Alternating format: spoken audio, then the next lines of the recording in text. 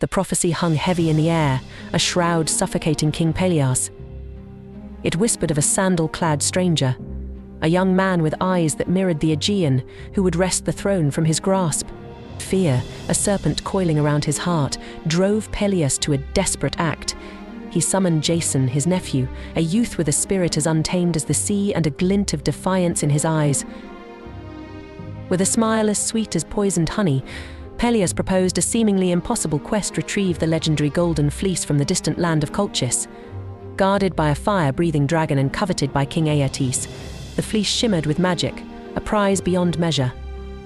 Pelias, however, saw not just a challenge but a death sentence, a way to eliminate the threat foretold by the prophecy. Little did he know, he was setting in motion a chain of events that would stain the tapestry of history with blood and betrayal. Jason, his spirit ablaze with a thirst for adventure and a flicker of rebellion against his treacherous uncle, readily accepted the challenge.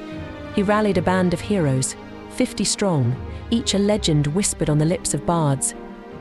Among them stood Hercules, his strength a mountain against the coming storm, and Orpheus, the bard whose music could coax the tears from stone and charm the very gods. With calloused hands and hearts brimming with courage, they built a magnificent ship, the Argo, a vessel destined to carve its name in the annals of legend. The journey unfolded like a tapestry woven with peril. The Argonauts braved the clashing Symplegades, monstrous rocks that crushed any ship that dared to pass. With nerves of steel, and the Argo propelled by the combined might of its heroes, they navigated the narrow passage, the roar of the crashing rocks echoing in their wake. The very air crackled with tension, a prelude to the trials that awaited them. Yet the dangers were far from over. They encountered the Harpies, winged hags with the stench of decay clinging to them, who tormented a blind seer named Phineus. Orpheus, his fingers dancing across his lyre, unleashed a melody so beautiful, so pure, that it drove the Harpies away with shrieks that pierced the very sky. A hush fell over the crew, a sense of awe mingling with the relief that washed over them. Finally, after weeks at sea, the Argo reached Colchis, a land bathed in the golden glow of the setting sun. King Aeetes, a man with eyes as cold as the sea, received them with a smile that hid a viper's heart. The Golden Fleece, a symbol of his power, was never meant to be surrendered. A series of trials awaited Jason to yoke fire-breathing bulls with hooves of bronze, to sow the teeth of a dragon and watch them rise as warriors, and finally, to face the dragon itself, its fiery breath capable of melting stone. But fate, a fickle mistress, intervened. Medea, daughter of Aeetes, a sorceress with beauty as potent as her magic, fell under Jason's spell. Consumed by a love that bordered on madness, she betrayed her own father. Under the cloak of a moonless night, she provided Jason with a potion that granted him temporary invulnerability, allowing him to complete the seemingly impossible tasks.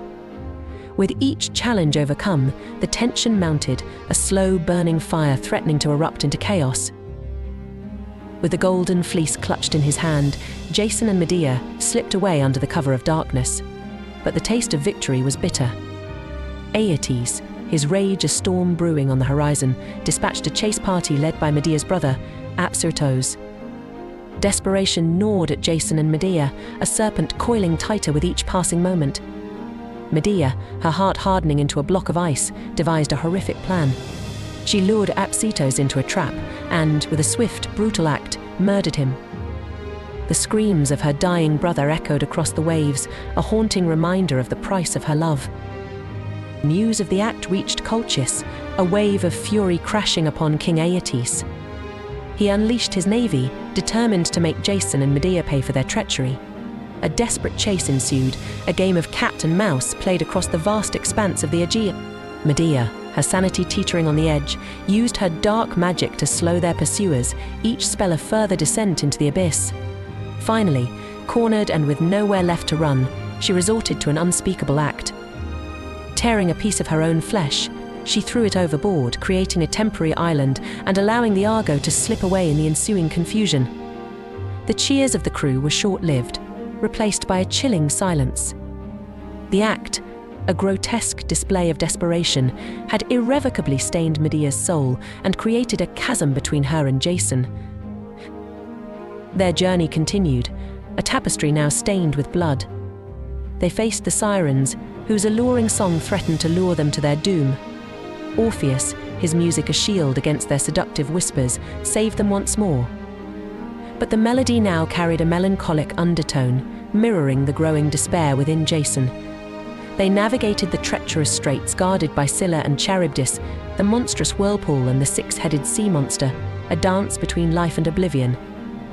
Each challenge conquered felt like a hollow victory, a mere stepping stone on a path paved with guilt and betrayal. Finally, after facing countless trials and succumbing to the darkness within, Jason and Medea arrived back in Greece. The cheers of the crowd upon their arrival were tinged with unease. Rumors swirled around Greece like hungry vultures. The whispers of Medea's dark magic, of her bloody betrayal, cast a long shadow over Jason's victory. Perilous, however, remained defiant. He saw Jason not as a hero, but as a threat, and refused to relinquish the throne. Driven by a thirst for vengeance and a desperate need to secure his claim, Jason made a pact with Creusa, Peleus' daughter. Blinded by ambition, she agreed to help him overthrow her father. Medea, sensing the betrayal simmering beneath the surface, lashed out in a jealous rage. Using her potent magic, she orchestrated a horrific scene. Creusa, adorned in a poisoned gown, presented it as a gift to her father. As Peleus donned the garment, the poison seeped into his skin, a slow and agonizing death that sent shivers down the spines of all who witnessed it. The act, while securing Jason's claim to the throne, solidified Medea's reputation as a sorceress to be feared. Fear turned to hatred, and the whispers grew louder. Jason, burdened by guilt and the weight of his choices, began to distance himself from Medea. Their love, once a raging inferno, now flickered like a dying ember. Medea, her heart a barren wasteland, knew her place in Greece was forfeit. In a final act of vengeance, she unleashed the ultimate betrayal. Under the cloak of a moonless night, she took a horrifying revenge. With a mother's love twisted into a grotesque parody, she murdered their children, the innocent pawns in a game of power and passion. The screams echoed through the palace, a symphony of despair that shattered the last vestiges of hope for Jason and Medea.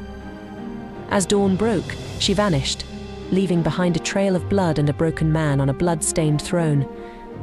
The Argo's song had ended in a cacophony of violence and despair, a testament to the devastating consequences of ambition, betrayal, and a love that curdled into something monstrous.